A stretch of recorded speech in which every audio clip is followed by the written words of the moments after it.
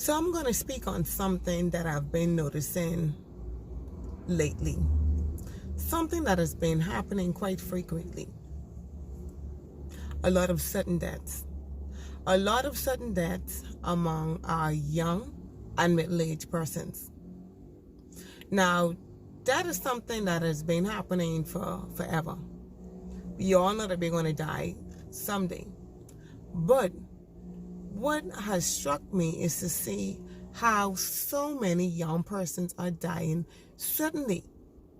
And I don't know about you guys, but it brings a bit discomfort. It forces me to sit down and think about life. Think about my life and what I'm doing with my life. How am I living my life? Am I happy? Am I doing what I'm supposed to be doing? Am I living a life that's pleasing to God? Am I staying committed to God? In the event that the Lord have it that I die suddenly, would I be ready? That is the number one question that sticks with me. That's a concern. And I'm quite sure if everyone sit down and think about it, that'll be a concern for them. You hear what I'm saying? Sudden death. Not you're sick, laying in the hospital. You have a feeling that you may die. I'm quite sure if most of us are in that situation, we try to get our lives together. But I'm not speaking about that. I'm speaking about sudden death. Sudden death. You know, you go to sleep and you don't wake up. You walk in and you had a heart attack. That's the kind of death I'm thinking about. That's the kind of death I'm talking about. And it prompts me to just deliver this message. Because I'm quite sure that I'm not the only one who's noticing this. And I'm quite sure that I'm not the only one who have similar thoughts. And this message is to prompt you to do what you need to do. Don't procrastinate living a life that's pleasing to God. Don't procrastinate giving your soul to God. Don't procrastinate that. Yes, a lot of times we say, well, we're not, we're not, none of us are perfect, but it's like, there are some things that I want to do before I, walk that Christian life.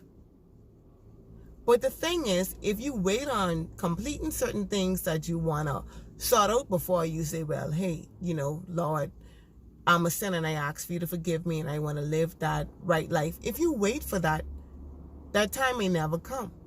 Because it'll always be something else to cause you to procrastinate. None of us are perfect. But sometimes you have to do what you have to do. And in the process, you fix what needs to be fixed. Because if you wait for that perfect time most likely is not going to ever come.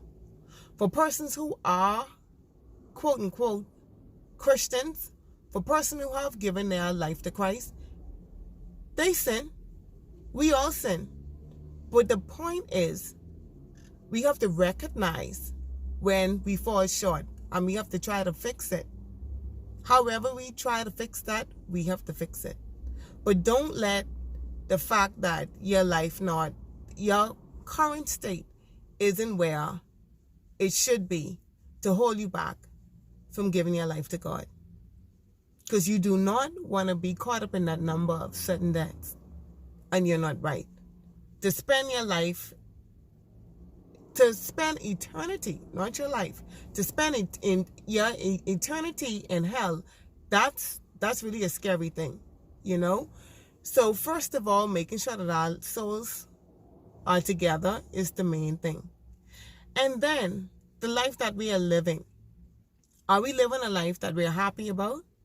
Are we putting off things that we want to do for the perfect timing?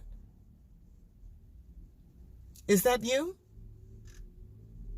Are there things that you want to do, but you're not doing it because you're waiting for the perfect time? You heard what I spoke about? Sudden deaths. Person just basically dropping down dead. Don't procrastinate. Don't let all the odds and all of the negative thinking and all of the things that surrounds you that are not conducive for what you want to do to hold you back. God is going to make a way. If something is pressed on your heart to do, do it. He will make a way. So I hope that this message helps someone out today. I hope that this message touches somebody's heart to try to get it together. And do not procrastinate. Because none of us know our time. None of us knows that.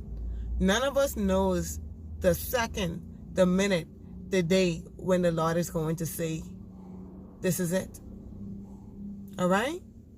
And that is our reality. And we have to face it. And we have to be very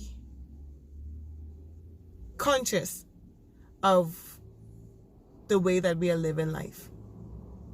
And that's our salvation and our daily life. So good day. I hope this message touched someone and make a difference in someone's life.